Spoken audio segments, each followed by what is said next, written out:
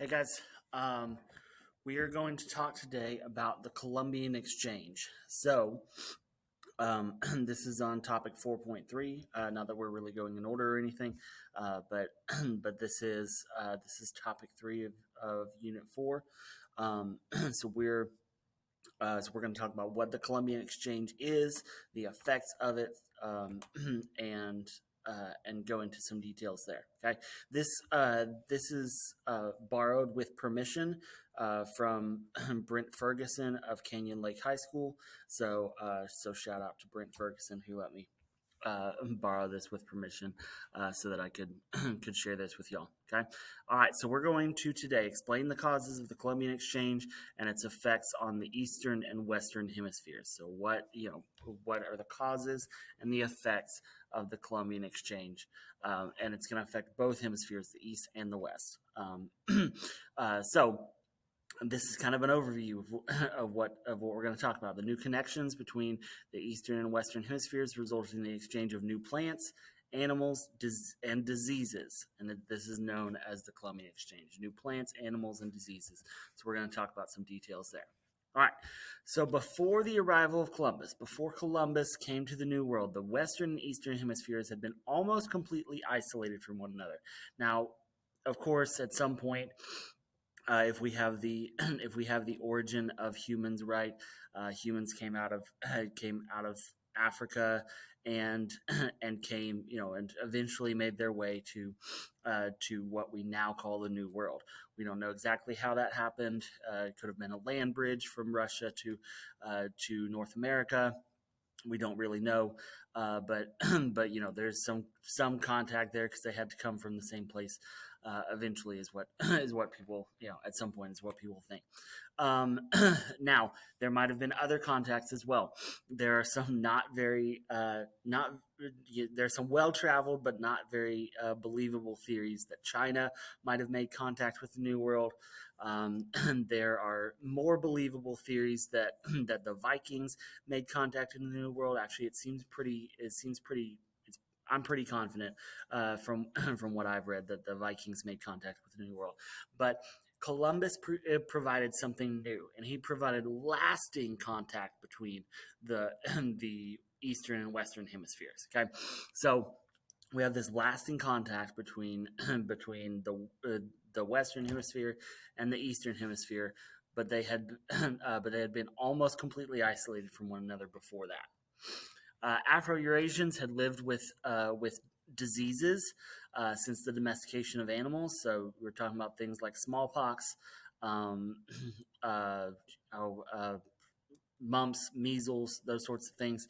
Lots of different diseases that had kind of traveled around Afro-Eurasia for a long time, but Native Americans had no immunities to Afro-Eurasian disease. So we're talking about in North America and South America, none of these groups had any immunity to Afro-Eurasian disease.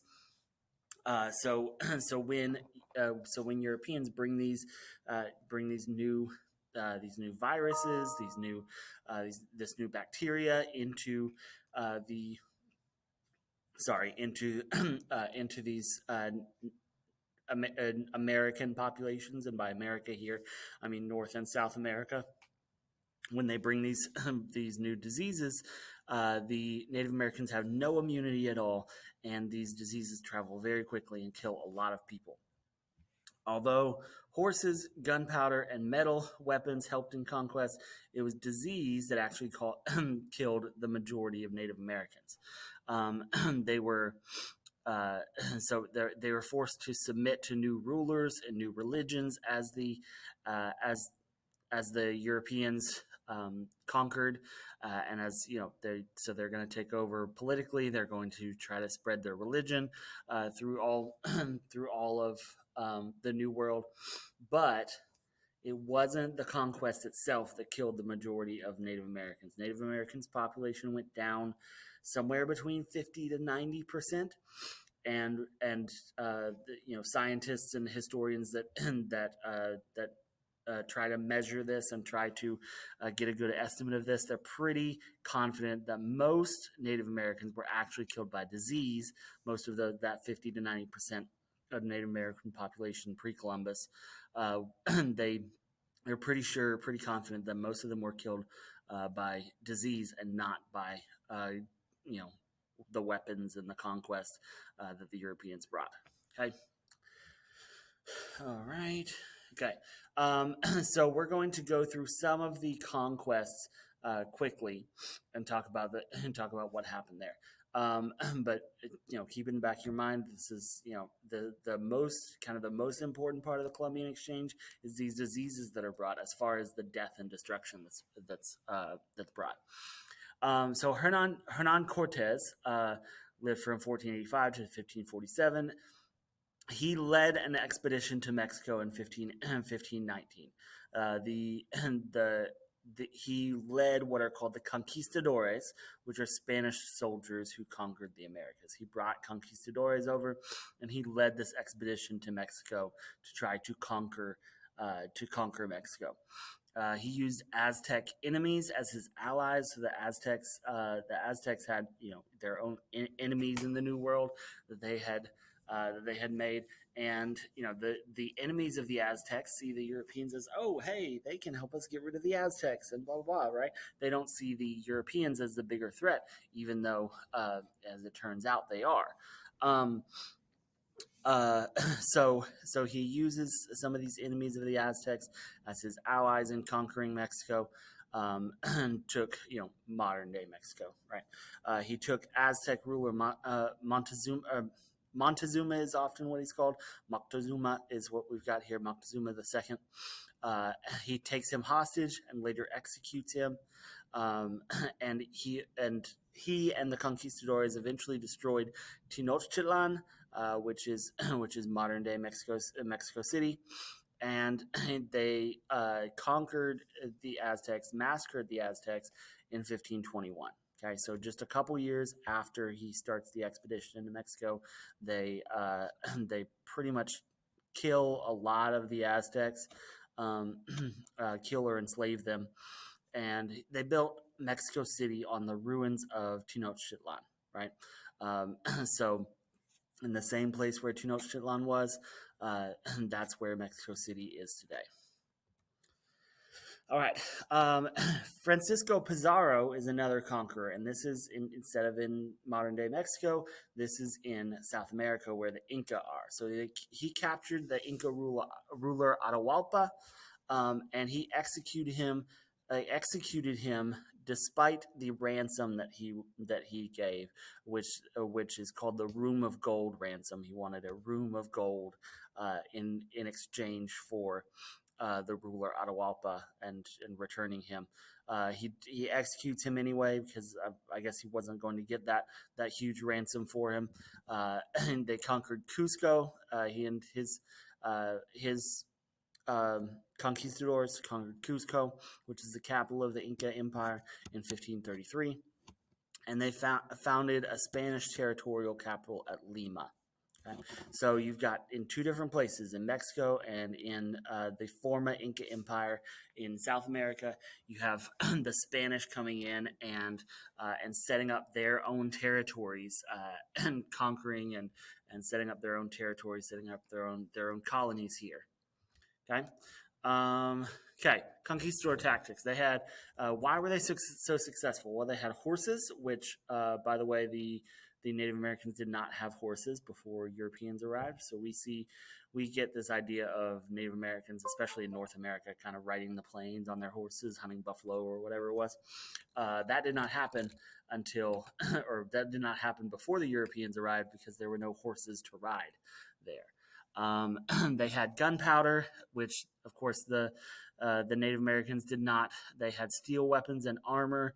The Native Americans had iron.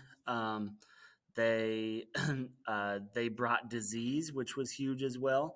That a lot of people were killed kind of in advance of the Europeans getting there because of the diseases that had been spread by the Europeans. And they used Native Americans as allies against other Native Americans. So, the Native Americans already have their own rivalries, their own their own kind of fights against each other, and they exploit those to try to ally against other Native American tribes, and then eventually kind of turn against them all.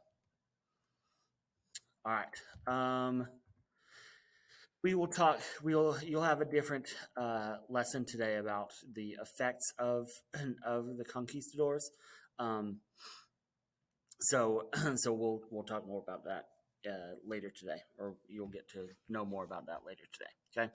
European colonization of the Americas led to the unintentional transfer of disease vectors, including mosquitoes and rats, and the spread of diseases that were endemic in the Eastern Hemisphere, including smallpox, measles, and malaria. Okay, some of these diseases substantially reduced the indigenous populations, with catastrophic effects in many areas.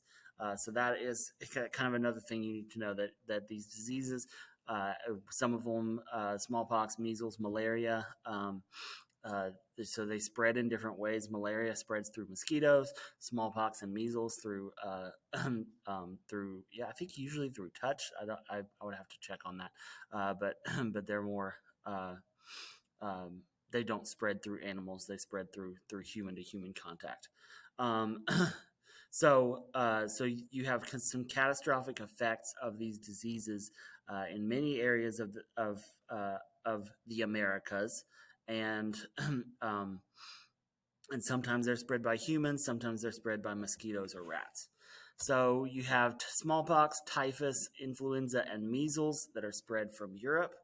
Um, and as colonists settled the Americas, so did insects, rats, and other disease-carrying animals like mosquitoes that bring malaria and yellow fever to the New World. So Native American or Native population fell by more than 50% in less than a century. And like I said earlier, the estimates range from anywhere to 50 to 90%. So 50% is really lowballing it. Some estimates say up to 90% of the native population was killed in less than a century. So this kind of shows pretty uh, pretty well the decline of the Native American population. So this is in Mexico. Um, yeah, and here you've got a decline of more than 90% in less than 100 years. So this is again estimated. Native American population of Mexico in 1518 was 25 million people. That in 30 years that falls to, what is that, around 6 million. And then by 1593, it has fallen to under 2.5 million. That's probably around 2 million or 1.5 million by 1593. Oh, there you go. Sorry. So, oh wait, no, sorry. That's in Peru. So this is showing Mexico.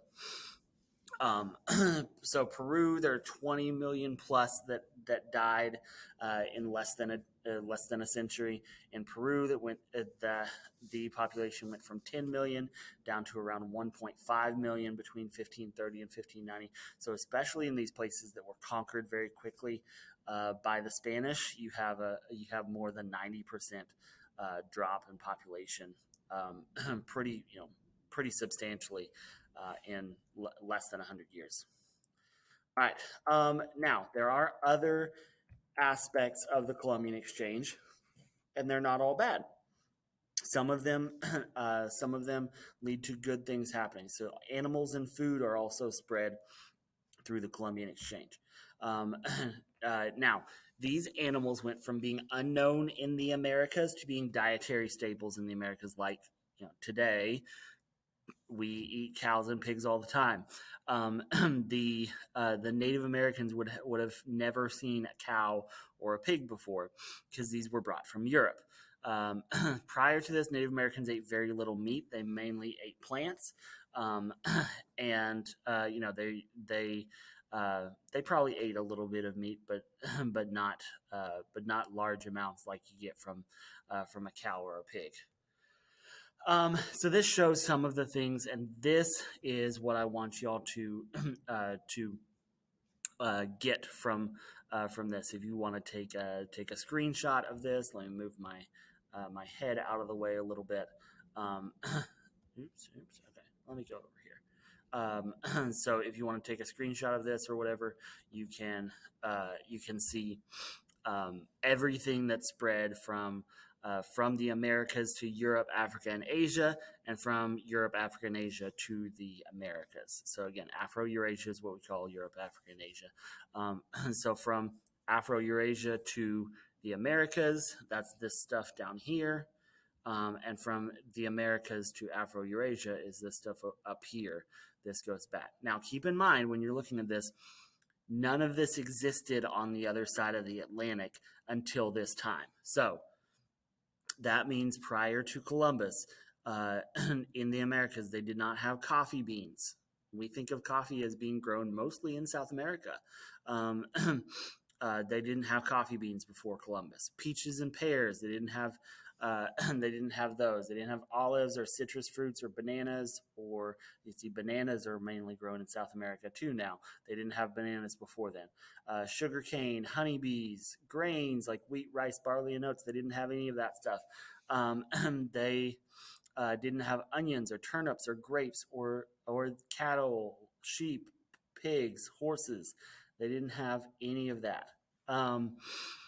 They also didn't have any of these diseases that were spread, like smallpox, influenza, typhus, measles, malaria, diphtheria, whooping cough. They didn't have any of these diseases, and these are the diseases that killed them in large amounts. Now, on the other, so all of these things were spread from the Americas from Afro-Eurasia to the Americas after Columbus. That's why it's called the Columbian Exchange. All of these things didn't exist in the Americas before. Now they were sent there. On the other side, you've got a large amount of things sent to Afro-Eurasia that did not exist there before. None of this stuff existed there before. So they didn't have tobacco or quinine, which is used for medicine later.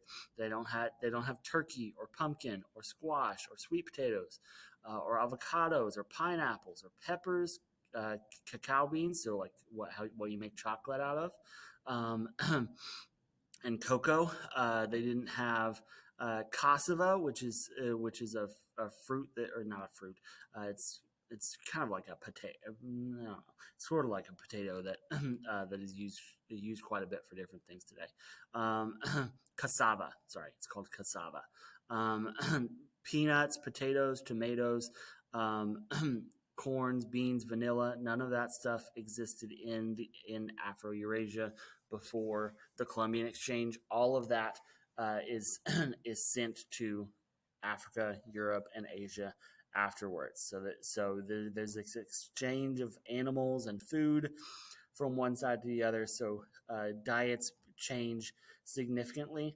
Potatoes are huge in this because the potato is cheap to grow, but it's high in calories. So you've got these these high calorie staples that you're getting. You notice everything over here is more like fruits and vegetables, right? But you've got these high calorie these high calorie crops that you can grow in the new world that are sent to the old world. So population explodes because of this. Corn is another one. Beans are another one. A high calorie, easy to grow plant. That you're not just eating fruits and vegetables and having to get your calories from meat, right? So this helps this helps the population of Africa, Europe, and Asia explode after the Columbian Exchange because they have greater access to more cheap high calorie foods. Now, also notice tomatoes are sent over for the first time. There were no tomatoes in Afro-Eurasia up to that point. So we think of Italian food as being like tomato sauce. It's very heavily tomato-based red sauce, right? Italians did not have tomatoes before 1492, before really the 1500s, even into the 1600s. So that is more of a modern Italian food because they didn't have tomatoes to grow there until then. So they didn't have pizza until the Columbian Exchange. All right, here we go. Okay, Oops, let me move my head again. So the horse was another huge deal in the Columbian Exchange as well. This brought a new surplus of food to the Americans of the Plains region because it allowed them to hunt bison efficiently. Um, so they didn't really hunt bison before before then because it wasn't really efficient to do so because the bison are a lot faster than just going on foot. But now the Indians of the Great Plains have access to horses and they can hunt bison and be a lot more effective at that. So this brings a food surplus to to the New World, to the especially of the Great Plains region in what's now the United States. This really increases their population and and allows them to get this new huge food source and a food surplus as well. Okay, all right. Okay, cash crops and forced labor. So American American foods became staple crops in various parts of Europe, um, Asia, and Africa. And cash crops were grown primarily on plantations with coerced labor, and they were exported mostly to Europe and the Middle East. Um, so, we'll talk about that. What cash crops are, what this forced labor is, and this is part of the Columbian Exchange as well. So, sugar is the first of the cash crops we're doing here. A cash crop, if you've forgotten what a cash crop is, a cash crop is is something that you don't grow for survival, right? You don't grow it and eat it. You grow it to sell and make money off of. So it's not just something that's not specifically food. It's something you sell or something you grow to sell, not grow to make to make as your food. Um, so Spain found its riches in silver. They mined silver in South America. That's how they made a lot of their money in the New World. You learned a lot about that in the Born with Silver Spoon article, and in your reading, I think, or maybe I think that's in this weekend, this Christmas breaks reading.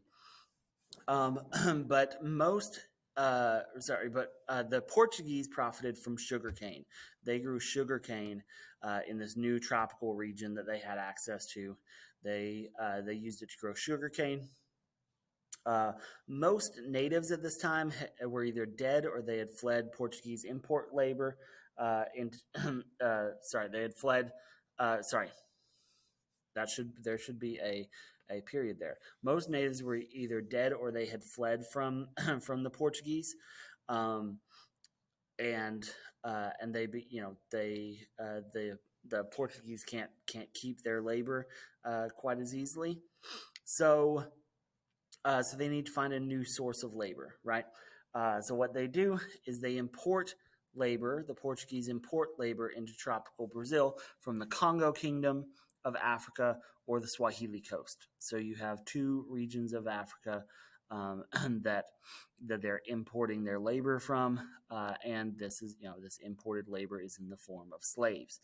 They're selling guns to these African states in West and East Africa, and in exchange for slaves. So they're trading mostly guns for slaves. These African kingdoms or these African states, I should say, get a lot of get a lot of benefit out of the guns because they can either use those in wars with their neighbors or to legitimize their power. Meanwhile, the Portuguese get these slaves that they that they traded for. Okay, sugar profits led to a dramatically increased slave trade because they needed they needed labor to. Sugar plantations require a lot of labor, um, and they imported a lot of that in order to kind of feed their sugar profits. Sugar cultivation demanded a constant importation of Africans, and it's estimated that 90% of the of the Africans that came to the New World went to either the Caribbean or South America. That leaves only about 10% to North America. So 90% of the slaves are sent to South America versus North America, where you hear about the slave trade more often because that's where we live. But most of these slaves were actually sent to Caribbean, South America. That is why in the Caribbean and in Brazil, especially today, you see a high degree of Black Americans there, and by Americans again, I mean the Americas, right? You see a high Black population in the Dominican Republic, in Haiti, in Brazil, right, in Jamaica, because these are Caribbean nations or South American nations that had a high had a very high number of slaves that were that were imported there. Until the mid 1800s, more Africans went to the Americas than Europeans did. Let that sink in a little bit. More Africans went to the Americas as slaves than Europeans did. So the Africans actually outnumbered Europeans in the New World until, again, the mid 1800s, when slavery is on a downswing. So again, you can see this this map of the slave trade from about 1650 to 1860, when the slave trade really dies down in 1860. So 15 million enslaved people, approximately 10 to 15 million enslaved people, were transported from Western Africa to the Americas, and you can see kind of where they went. Only about 500,000 went to the middle states. Some went to slave ports in Charleston and New Orleans. But a large amount either went to the Caribbean, the West Indies right here, the Caribbean, Central America, South America. Again, Brazil, 5 million alone went right there. The West Indies, another 4.5 million. Some of those made their way to the United States, but again, not very many. Only about 500,000 went there. Okay. And again, some went to Europe, but that's a small amount as well. Okay. Oops. Okay. Sorry. Oops. Okay. Slaves often died from backbreaking conditions, from poor nutrition, lack of shelter, tropical heat, and disease. So once again, that's why so many had to go to these sugar plantations, because the sugar plantations actually actually were worse physically on the slaves than, say, like tobacco plantations and things like that. The sugar plantations were resulted in more deaths, you could say, and that is one of the reasons why so many more slaves were imported there, was because, for one, it takes a whole lot of work, so they needed more labor, and for two, they had to replace the slaves that died that died on their plantations. Not had to; they wanted to replace the slaves that died on their plantations for obvious reasons. Okay, most Africans did not share a common language, so you see a mix of languages, and kind of a lot of these slaves start learning English, but you have a lot of kind of mixing of African languages and West African languages with European languages as well. So linguistic and cultural isolation saw the loss of language after a generation, because they don't have other people that share their language except for their family. So people start mixing languages or learning a new language, and Creole is a mixture of West African languages and another European language. and these languages still dominate the Caribbean. Um, Creole languages still dominate the Caribbean even today, because that is what happened there. Is you have these West African languages that mix with English or Spanish or French, and and then they just start talking like that. So, all right, there is a crash course video on the Columbian Exchange, which I've borrowed a little bit from. Some of the stuff I've said out loud has been a little bit of borrowing from John Green um, and his crash course video on the Columbian Exchange. So y'all can watch that if you would like. I would not, since you can't follow this link. What I would do is just put in on YouTube crash course Columbian Exchange if you'd like to watch that. But again, that's not that is not something that you have to do today. Just if you want to know more. So keep that keep that kind of in the in your notes. Make sure you have good notes on this, and we should be good. So let me know if you need anything. What you're going to do next is, which I should have already given you these instructions. So go to your AP classroom, and you have another assignment to do that I've already explained to you before. So check that out, and you'll have a good day.